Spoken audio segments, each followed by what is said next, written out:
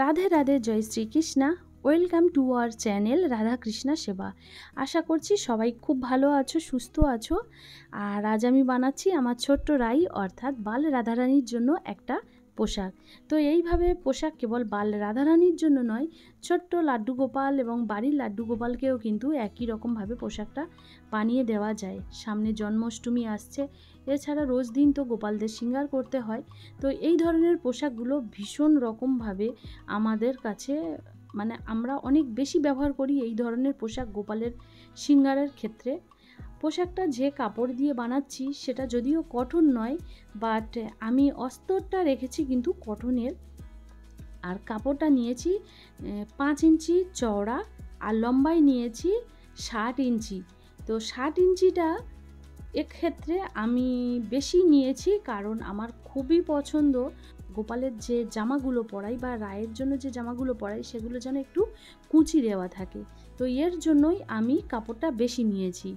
তবে যদি কেউ চাও এতটা কুচি বানাতে, যদি কেউ না চায়, সেক্ষেত্রে কিন্তু কাপড়টা 60 ইঞ্চির পরিবর্তে সেখানে আরও 10 ইঞ্চি বা 15 ইঞ্চি কম করেই নিতে পারে। কিন্তু কুচি হলে আবার এটা কিন্তু খুব সুন্দর দেখতে হয়। তো এদিকে দেখো, আমি যে কাপড়টা নিয়েছিলাম সেটার একটা সাইড সেলাই হয়ে গেছে। তো সেলাইয়ের পরে এটাকে আমি এবার সোজা করে নেব। সোজা করে নিয়ে এবারে আবার এর উপর দিয়ে সেলাই শুরু করব। তো সেলাইটা শুরু করার আগে এবারে আমি যে লেসটা এখানে ব্যবহার করছি সেই লেসটা এখানে দিয়ে দেব। লেসটার উপর দিয়েই সেলাই শুরু করব। আর সব সময় চেষ্টা করি যে ধরনের লেস ব্যবহার করি না কেন তার উপরে কিন্তু লেসের যে কালার সেই কালার দিয়েই, সেই কালারের সুতো দিয়েই যেন আমি সেলাইটা করতে পারি। তো এখানে আমি যেহেতু হলুদ রঙের লেস ব্যবহার করছি, তো আমি সুতোটাও চেঞ্জ করে নিই। তো লেসটা যতক্ষণ আমি সেলাই করব ততক্ষণ কিন্তু এই হলুদ কালারটাই ব্যবহার করব। শুধু নিজের ঠাকুরের জন্য নয়, যখন কোনো অর্ডারি পোশাক বানাই তখন কিন্তু একই রকমভাবে বানানোর চেষ্টা করি। কারণ একই রকমের কাপড়ের সঙ্গে যদি সুতোটাও একই রকম হয়, সেলাইয়ের সুতোটা, সেটা কিন্তু ভীষণ সুন্দর লাগে। আর যদি একটু ডিফারেন্ট কালারের হয়ে যায় সেটা কিন্তু একটু চোখে বেশ খটকা লাগতে শুরু করে। আর এই যে পাটটা লাগাচ্ছি এর দুটো সাইড দিয়েই লক করে নেব। তারপরে আমি শুরু করব, তবেই আমি কুঁচি দেওয়া শুরু করব। তো তোমরা ভিডিওটা দেখো, আশা করছি তোমাদের বুঝতে কোনো অসুবিধা হবে না। পরিবারের এক বন্ধু জিজ্ঞেস করেছিল যে আমি পোশাকগুলো, গোপালের সুন্দর সুন্দর পোশাক তার ভালো লেগেছে। তো ধন্যবাদ এত সুন্দর কমেন্টের জন্য, কারণ কমেন্টগুলো আমি খুব মনোযোগ সহকারে দেখি আর সবার কমেন্টের উত্তর দেওয়ার চেষ্টাও করি। তো আমি গোপালের যে পোশাকগুলো পরাই সেটা কিন্তু আমি কেনা পোশাক পরাই না। আমার বড় গোপাল যখন বৃন্দাবন থেকে আসে, যেহেতু বড় গোপালকে তো অনলাইনে শপিং করা হয়েছিল, তো সেই সময় কি পরাবো আনার পরে সেটা বুঝে উঠতে পারছিলাম না। তো তখনই আমি দুটো জামা বড় গোপালের জন্য সেই সঙ্গেই কিনেছিলাম আর দুটো মুকুট নিয়েছিলাম। তার পরবর্তী যে পোশাকগুলো পরাই সেগুলো কিন্তু সম্পূর্ণ হাতে বানানো। রাধারানী এবং শ্রীকৃষ্ণের সমস্ত পোশাকগুলো হাতে বানানোর চেষ্টা করি।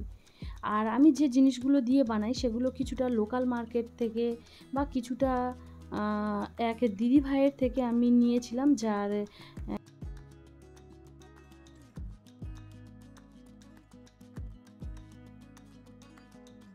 ইউটিউবে একটা চ্যানেল রয়েছে, সেখান থেকে আমি কিছু কেনাকাটাও করেছিলাম। আর এদিকে দেখো, আমার তো অলরেডি দুটো সাইডে সব দিকে সেলাই করা হয়ে গেছে। আর এবার আমি কুঁচিটা সেলাই করব।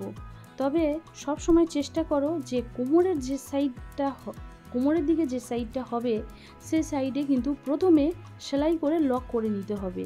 কারণ এই কুঁচি ফেলার সময় কিন্তু যত রকম সমস্যা তৈরি হয়। আমরা যদি প্রথম থেকে সেলাইটা সুন্দরভাবে স্টেপ বাই স্টেপ সেলাই করে যাই, তাহলে কুঁচি ফেলার সময় কিন্তু কোনো রকম অসুবিধা হয় না। কারণ কুঁচি ফেলতে গিয়ে এমনটা হয় যদি ওপরের সাইডে সেলাই না করে রাখি তাহলে তখন কিন্তু দুটো কাপড় একসঙ্গে যাবে না, কেউ এগিয়ে যাবে কেউ পিছিয়ে যাবে। তো সব সময় চেষ্টা করবে কুঁচি দেওয়ার আগে কোমরের সাইডটাও আরও একবার সেলাই করে দিতে। এরপরে দেখো কুঁচিগুলো কত সুন্দরভাবে কুঁচিগুলো পড়ছে।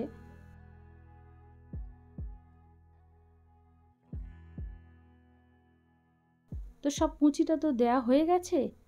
আর বন্ধুরা এটাও এসেছিল যে আমি গোপাল সোনাদের পোশাক কিভাবে বানাই ডিটেলস যেন আমি শেয়ার করি। তো আশা করছি এই ভিডিওটা যদি দেখো বুঝতে পারবে যে আমি কিভাবে গোপালদের পোশাকগুলো বানাই। দেখো যে বাড়তি অংশটা রেখেছিলাম যে সেলাই করার পরে যে বাকি অংশটা সেগুলোকে আমি কেটে ফেললাম। এবার কেটে ফেলার পরে এই যে কেটে ফেলা অংশটাও কাজে লাগানো যায়, এটা সরুভাবে মুড়ে নিয়ে ফিতে হিসেবে কিন্তু ব্যবহার করা যায়।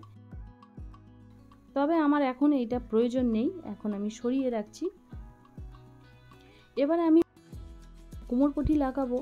তো কোমরপটিটা লাগানোর জন্য আমি একই কাপড়টা নিয়ে নেব, একই রঙেরই কাপড় নিলাম আর যেটা কোমরের মাপ দিয়ে নিলাম যে একদম কোমরের মাপের থেকে একটু বড় হবে, কারণ দুটো সাইডে তো সেলাই করে নেব যাতে কোনোভাবে না সুতো বেরিয়ে আসে। তো দেখো একটা সাইড সেলাই করা হচ্ছে আর আরেকটা সাইড কোমরটা জোড়ার পরেই তবে সেলাই করব।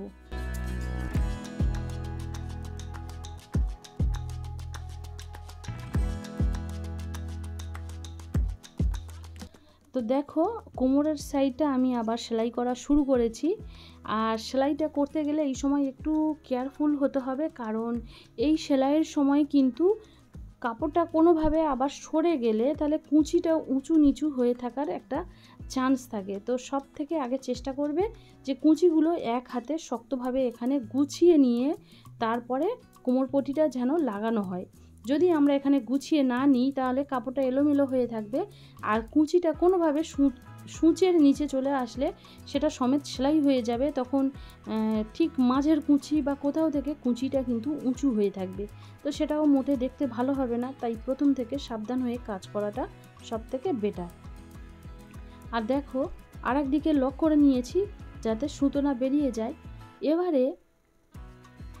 এবারে এই অংশটাকে আমি মুড়ে সেলাই করে নেব। তো আবার আরেকবার সাবধান হওয়া প্রয়োজন, কারণ এখানে আমি ফাইনাল সেলাইটা দেব। তো এখানে কাপড়টাকে আমি ধরে ধরে সেলাই করছি। তো আমার কোমরের কাজটা এবং ঘেরের যে টোটাল কাজ সেটা কমপ্লিট হয়ে গেছে। এবারে আমি ওপরের অংশটা বানাবো। তো ওপরের অংশটা বানানোর জন্য আমি কিন্তু যেটা ঘেরে যে লেস ব্যবহার করেছি সেই লেস কিন্তু কেটে নিচ্ছি। যতটা আমার রাধারানীর জন্য প্রয়োজন আমি মেপে নিইনি, আন্দাজে নিয়েছি, কারণ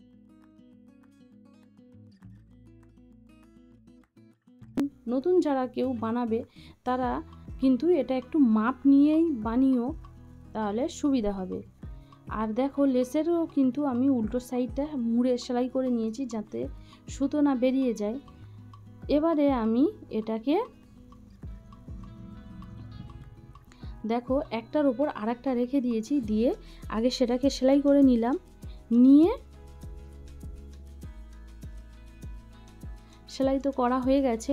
এবারে যে ঘেরটা বানিয়েছিলাম তার ঠিক যেটা মিডিল পয়েন্ট হয়েছে কোমরের, তো সেই মিডিল পয়েন্টটা এরও মাঝে রাখতে হবে, রেখে এটা এখানে আমি সেলাই করে নেব।